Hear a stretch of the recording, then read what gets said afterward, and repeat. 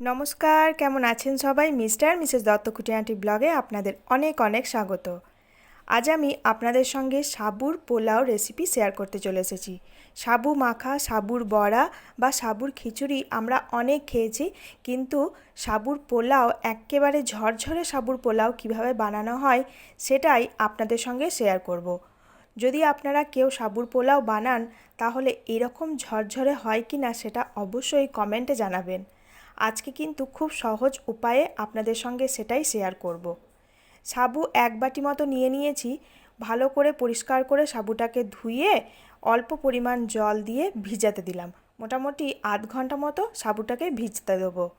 আর ঘরে থাকা কিছু সবজি নিয়ে নিয়েছি, আলু, ক্যাপসিকাম, গাজর আর একটা কাঁচা লঙ্কা। কড়াইয়ের মধ্যে তেল বসিয়ে দিয়েছি। তেলের মধ্যে দিয়ে দিলাম এক মুঠো চিনেবাদাম। পোলাওয়ের মধ্যে অল্প পরিমাণ চিনেবাদাম দিলে বেশ ভালো লাগে খেতে। বাদামটা ভেজে নিয়েছি। ওই তেলের মধ্যেই দিয়ে দিচ্ছি হাফ চামচ মতো গোটা জিরে আর একটা শুকনো লঙ্কা আর কয়েকটা কারি পাতা। কারি পাতাটা ঘরে ছিল তাই একটু শুকনো হয়ে গেছে। আপনাদের কাছে যদি টাটকা কারি পাতা থাকে সেটা দিয়ে দিতে পারেন।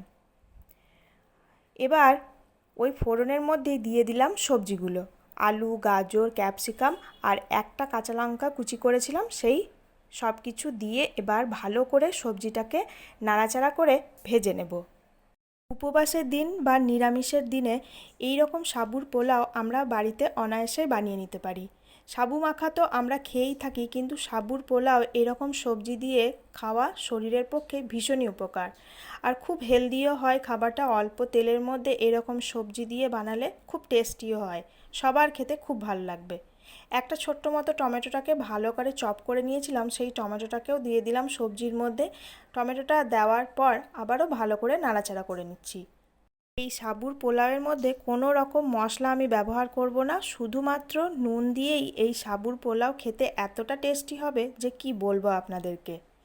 স্বাদ মতো নুন দিয়ে দিচ্ছি। সবজিটাকে ভালো করে ভেজে নেওয়ার পর স্বাদ মতো নুন দেওয়ার পর আবারও ভালো করে নাড়াচাড়া করে মিক্স করে নিলাম।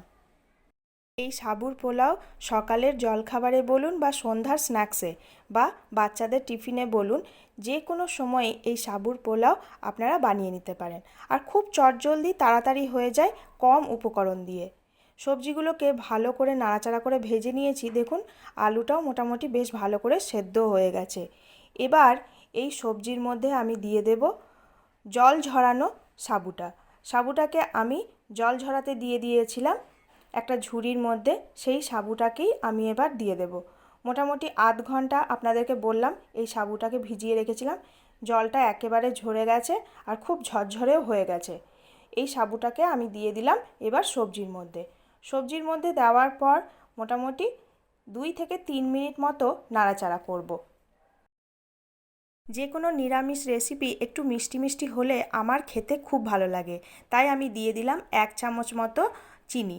আপনারা যদি চিনিটা না পছন্দ করেন তাহলে চিনিটাকে এখানে স্কিপ করে নিতে পারেন। চিনিটাকে দেওয়ার পর আবারও ভালো করে মিক্স করে দিচ্ছি। মিক্স করে দিলেই কিন্তু এই রেসিপিটা একেবারে কমপ্লিট। আজকের এই ঝরঝরে সাবুর পোলাও আপনাদের কেমন লাগলো সেটা অবশ্যই জানাতে ভুলবেন না। দেখুন কত সুন্দর ঝরঝরে হয়েছে। আর হ্যাঁ, চিনেবাদামটা ভেজে রেখেছিলাম সেটা দিতেই তো ভুলে গেছি।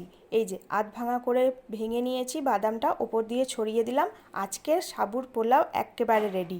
এই রেসিপিটা যদি আপনাদের ভালো লেগে যায় তাহলে প্লিজ একটা লাইক, কমেন্ট, শেয়ার আর আমার চ্যানেলটাকে সাবস্ক্রাইব করতে ভুলবেন না।